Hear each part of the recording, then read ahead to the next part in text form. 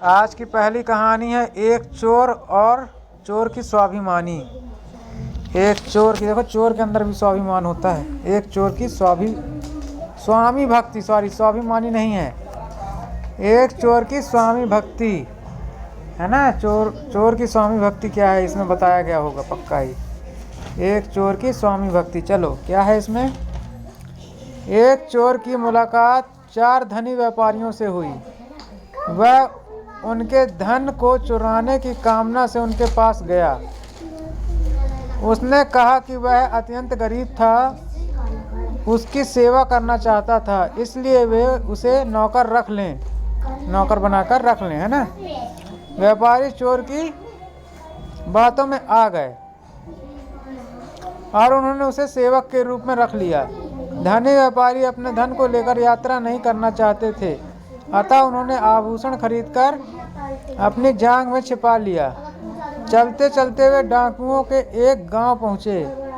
डाकुओं ने उनकी तलाशी ली पर उन्हें कुछ नहीं मिला, पर डाकुओं ने पैसे दिए बिना उन्हें मारने की धमकी दी।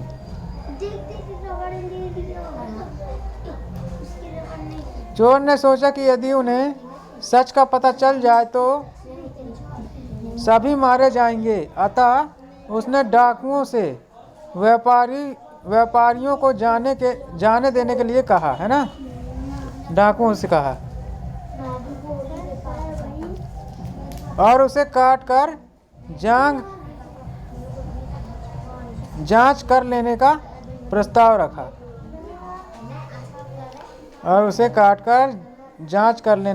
प्रस्ताव रखा। पर डाकुओं को चोर के पास से कुछ न मिला, उन्होंने उसे भी छोड़ दिया। शिक्षा, बलिदान से बढ़कर कुछ नहीं होता, है ना। बलिदान से बढ़कर कुछ नहीं होता, ये शिक्षा मिलती है इस कहानी से।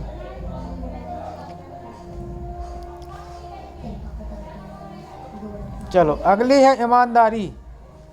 कहानी का शीर्षक है ईमानदारी। एक दिन 2 फेरी वाले, एक ईमानदार और दूसरा धूर्त, एक शहर में अपना सामान बेचने गए। धूर्त फेरी वाला कुछ सस्ते आभूषण लेकर बेच रहा था। एक लड़की उन्हें खरीदना चाहती थी, पर उसकी दादी के पास पैसे नहीं थे। लड़की ने पूछा कि एक पुराने कटोरे के बदले क्या वह आभूषण देगा। वह कटोरा सोने का था। धूर्त समझ गया, पर उसे बेकार कहकर उसने फेंक दिया। है ना। बाद में ईमानदार फेरी वाला मोतियां बेचते हुए आया। बाद में क्या हुआ।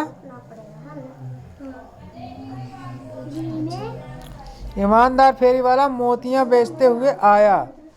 लड़की ने दादी से वह कटोरा लेकर उसे दिखाया और बदले में आभूषण मांगा। फेरी वाले ने कटोरे का सही मूल्य लगाकर पैसे और सामान दिए। थोड़ी देर बाद धूर्त फेरी वाला कटोरे के लोभ में फिर आया तो दादी ने उसे अच्छी फटकार लगाई तथा उसके बदले मिलने वाले मूल्य की भी बात बताई। फेरी वाला चुपचाप चला गया। शिक्षा, धूर्तता से समृद्धि नहीं मिल सकती, है ना। मतलब बेईमानी से आप समृद्धि हासिल नहीं कर सकते। ईमानदार रहना पड़ेगा, है ना। सच्चाई से चलना पड़ेगा यदि आप समृद्धि हासिल करना चाहते हो तो। छल कपट और बेईमानी से आपको समृद्धि नहीं मिल सकती। चलो अगला है हमारा कहानी का शीर्षक मूर्ख गधा। एक गधा खेत के मालिक के भय से चुपचाप हर रात खेत में जाता था, चरता और सुबह सुबह घर चला आता था। एक रात उसकी मुलाकात एक सियार से हुई और उनमें मित्रता हो गई। तब से हर रात दोनों मिलने लगे। वे पास के खेतों में जाकर फल और सब्जियां आराम से खाया करते थे। एक बार फल के बाग में घुसकर उन्होंने जी भरकर फल खाया। खुशी के मारे गधा भावुक हो उठा और उसकी इच्छा गाना गाने की हुई। सियार ने उसे मना किया और चुप रहने की सलाह दी। पर मदमस्त गधे ने सियार की बात पर कोई ध्यान नहीं दिया और जोर जोर से गाना गाना प्रारंभ कर दिया। खेत के रखवाले ने गाने की आवाज़ सुनी। वह भागता हुआ आया। उसे देखकर सियार तो जंगल में भाग गया, पर गधा पकड़ा गया और उसकी जमकर पिटाई हुई। किसी तरह गधा अपनी जान बचाकर वहाँ से भागा। इससे यह शिक्षा मिलती है, भावुकता में लापरवाह होना खतरे को निमंत्रण देना है।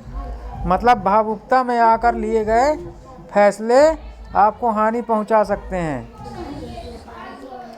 चलिए अगला हमारा जो यहाँ पर कहानी है वो है दो सौदागर की। ठीक है, दो सौदागर अपने सामान को बेचने जा रहे थे।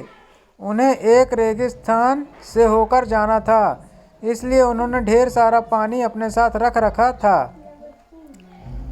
पहले सौदागर की मुलाकात एक राक्षस से हुई जिसने एक राजकुमार का रूप धारण किया हुआ था। उसने सौदागर से कहा कि आगे बहुत पानी उन्हें मिलेगा, इसलिए पानी फेंक कर अपना बोझ कम कर लेना चाहिए। उसकी बातों में आकर सौदागर ने पानी फेंक तो दिया, पर उसे कहीं पानी नहीं मिला। जब दूसरा सौदागर जा रहा था तब पुनः राजकुमार रूपी राक्षस ने प्रकट होकर वही बात कही, किंतु सौदागर उसकी लाल आंखों को देखकर उसे पहचान गया। उसने कहा कि पानी मिलने के बाद ही वह पानी फेंकेगा। वस्तुतः प्यासे लोगों को राक्षस पकड़ लिया करता था, पर उसकी दाल न गली। वह चुपचाप चला गया। शिक्षा, दूसरों की बातों में नहीं आना चाहिए, बहुत सोच समझकर काम करना चाहिए। देखो यही बात हम आप लोगों को समझाते हैं ना, दूसरों की बातों में नहीं आना चाहिए, बहुत सोच समझकर काम करना चाहिए। अपने माता पिता के सिवा तीसरे किसी व्यक्ति पर बहुत ही सोच समझकर विश्वास करना चाहिए। ठीक है, यही चीज़ इसमें शिक्षा मिल रही है। देखो दूसरों की बातों में नहीं आना चाहिए, बहुत सोच समझकर काम करना चाहिए। ठीक है, कहानी को दोबारा भी पढ़ सकते हो आप लोग। चलो अगला कहानी है, शीर्षक है इसका धन से विनाश। धन से क्या क्या विनाश होते हैं देखो समझो। एक ऋषि थे जिन्हें नक्षत्रों की स्थितियों का विशेष ज्ञान था। एक बार एक डाकू उनके पास आया और धन मांगने लगा। उनके पास धन तो था नहीं, पर उन्होंने कहा कि वे आकाश से हीरों की वर्षा करवा सकते थे। जैसे आकाश से पानी की वर्षा होती है ना, तो वो हीरो की वर्षा करवा सकते थे। ऋषि ने अपने तप के प्रभाव से आकाश से हीरों की वर्षा करवा दी। डाकू हीरे इकट्ठे कर चला गया। डाकू जो था वो हीरे इकट्ठे करके ले गया, चला गया। उसकी मुलाकात डाकुओं के एक अन्य दल से हुई। दल से मतलब झुंड से, है ना, डाकुओं के अन्य एक झुंड से हुई। उसने उन्हें ऋषि के विषय में बताया। हीरों के लोभ में वे सभी ऋषि के पास आए, पर तब तक नक्षत्रों की स्थिति बदल चुकी थी। ऋषि ने जब उन्हें समझाने की कोशिश की तो वे ना माने। डाकुओं में आपस में लड़ाई हो गई। अंत में बस दो डाकू बचे। दोनों ही पूरे हीरे लेना चाहते थे। जब एक डाकू भोजन लाने गया तो दूसरे ने उसमें विष मिला दिया। उसके आते ही पहले वाले ने चाकू से उसे मार डाला और फिर विष भरे भोजन से उसका भी अंत हो गया।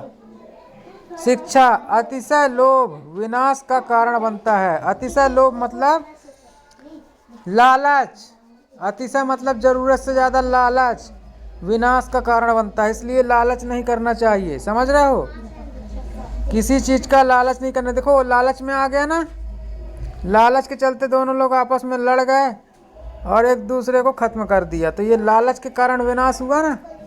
इसीलिए बोलते हैं लालच नहीं करना चाहिए। अपनी जीभ पर कंट्रोल रखना चाहिए। छीता फल का लालच देते हैं लोग, है ना। और पता नहीं काहे काहे का लालच देते हैं। काहे काहे का लालच देते हैं बताओ तो जरा। वो बोलते हैं टॉफी का, कपड़े का, टॉफी का, कुरकुरे, और बोलते हैं कि चलो हम घुमाने ले चलते हैं। घुमाने ले चलते हैं। और ट्रेन में यात्रा करो तो भी कुछ लोग लालच देते हैं अकेले बच्चों को देख के, मालूम है कि नहीं? वो दे लो, पॉपकॉर्न ले लो, टॉफी। इसलिए ध्यान रखना है ना, लालच के नहीं, लालच में नहीं आना है। क्या पता क्या मिला के खिला दें वो, है ना। उसमें जहर हाँ, बेहोश करके फिर लूट लेते हैं वो लोग। जरा पहले अंदर की इतनी चलिए अगली कहानी है धूर्त साधु। ठीक है, एक धोखेबाज एक साधु के वेश में रह रहा था। धूर्त साधु मतलब धोखेबाज साधु, है ना। साधु के वेश में रह रहा था एक धोखेबाज, है ना। एक धनवान व्यक्ति उसका पक्का अनुयायी था। धनवान ने साधु के लिए एक कुटिया बनवा दी थी। अपने धन को उसने उसी कुटिया में गड़वा दिया था। साधु को इसका पता था। एक दिन उसने खोद कर धन निकाला और कुटिया से बाहर गाड़ दिया। कई दिनों के बाद उसने धनवान व्यक्ति से अपने तीर्थ यात्रा पर जाने की बात बताई। जब साधु जा रहा था तब एक दूसरे सौदागर ने उसे देख लिया। उसे कुछ शंका हुई। उसने धनवान व्यक्ति को बताया। धनवान तुरंत आया और उसने अपने गड़े हुए धन को गायब देखा। सबने मिलकर साधु का पीछा किया और अंततः उसे पकड़ लिया। उसकी खूब धुनाई हुई। पूछने पर उसने उस जगह का पता बताया जहां उसने धन छिपा रखा था। शिक्षा, सच सामने आ ही जाता है। सच जो होता है सामने आ ही जाता है। हाँ, चाहे कितना भी झूठ बोल लो, सच सामने एक ना एक दिन आ ही जाता है। इसलिए हमेशा सच बोलना चाहिए, है ना। सच को क्या है, जो व्यक्ति सच बोलता है ना उसको सोचने की जरूरत नहीं पड़ती है ना। और जो झूठ बोलता है उसको एक झूठ छुपाने के लिए 10 झूठ बोलने पड़ते हैं, कहानियाँ बुननी पड़ती हैं। और जब उसको जांच किया जाता है तो पकड़ जाता है। इसलिए हमेशा सच बोलना चाहिए। सच बोलने वालों को कोई उलझन नहीं रहती, समझ रहे हो। चलो अगली कहानी है श्रेष्ठ धनुर्धर। श्रेष्ठ धनुर्धर, धनुर्धर मतलब धनुष बाण चलाने वाले। वर्षों पूर्व एक राजा ने अपने ज्येष्ठ पुत्र राजकुमार आसदृश्य को ज्ञानार्जन के लिए भेजा। विभिन्न कलाओं में वह प्रवीण होकर वापस आ गया। राजा अपनी वृद्धावस्था के कारण आसदृश्य को राजगद्दी पर बैठाना चाहता था। आसदृश्य के प्रस्ताव ठुकरा देने के कारण राजा ने अपने छोटे पुत्र को राजगद्दी दे दी। राजा की मृत्यु के पश्चात छोटा राजकुमार आसदृश्य से घृणा करने लगा। आसदृश्य राज्य छोड़कर एक सुदूर राज्य में चला गया। वहां धनुर्विद्या में निपुणता के कारण उसे प्रमुख सेनापति का पदभार सौंपा गया। कई वर्षों के बाद एक दिन उसे पता चला कि उसके भाई का राज्य दुश्मनों से घिर गया था। आसदृश्य ने वहां जाकर अत्यंत वीरता से युद्ध किया और शत्रुओं को मार भगाया। छोटे भाई को अपनी भूल का एहसास हुआ। उसने अपने बड़े भाई आसदृश्य से जाकर क्षमा याचना करी और शासन भार संभालने का अनुरोध किया, पर उसने मना कर दिया। शिक्षा, योद्धा तो सत्ता का लोभी नहीं होता। योद्धा व्यक्ति सत्ता का लोभी नहीं होता, है ना। चलो अगली कहानी अच्छी और बुरी संगति। अच्छी और बुरी संगति भी बताते हैं ना तुम लोग को। देखो उसकी कहानी आ गई, अच्छी और बुरी संगति। एक बार राजा दधिवाहन नौकायन कर रहे थे। वापस लौटते समय उन्हें एक सुनहरा आम मिला। आम को उन्होंने खाया तो वह अत्यंत मीठा था। आम खाकर उसका बीज उन्होंने अपने बगीचे में बो दिया। पेड़ उगा और सुनहरे आम फले। मीठे फल से अन्य राजा ईर्ष्या से जल उठे। उन्होंने राजा से माली को अपनी ओर अपनी ओर मिलाया और आम को किसी प्रकार खराब करने को कहा। माली ने आम के पेड़ के चारों ओर नीम तथा कड़वी बेलें लगा दी। धीरे धीरे आम की मिठास कड़वाहट में बदल गई और मीठा आम कड़वा हो गया। राजा आश्चर्यचकित था। उसने माली से पूछताछ करने के लिए कहा। माली सजा पाने से भय से भाग गया। माली जो था सजा पाने के भय से भाग गया। राजा ने सभी कड़वी बेलों तथा नीम के पेड़ को उखड़वा दिया। आम के पेड़ की अच्छी देखभाल करवाई गई है ना, की गई। समय के अंतराल में आम के पेड़ में पुनः फल लगे, पर अब वे सुनहरे आम पुष्ट और मीठे रस भरे थे। देखो क्या है शिक्षा, यहाँ पर संगति का बहुत असर होता है। देखो कड़वाहट बड़े पेड़ लगा दिए तो उसमें भी कड़वाहट आ गई, फिर उनको उखड़वा के अलग कर दिए तो धीरे धीरे उसमें वापस से मिठास आ गई। तो संगति का फर्क पड़ा ना। तो इसलिए अच्छे लोगों के साथ रहोगे तो अच्छी चीज़ें आपको सीख पाओगे ना, इसलिए बुरी संगति से बचना चाहिए।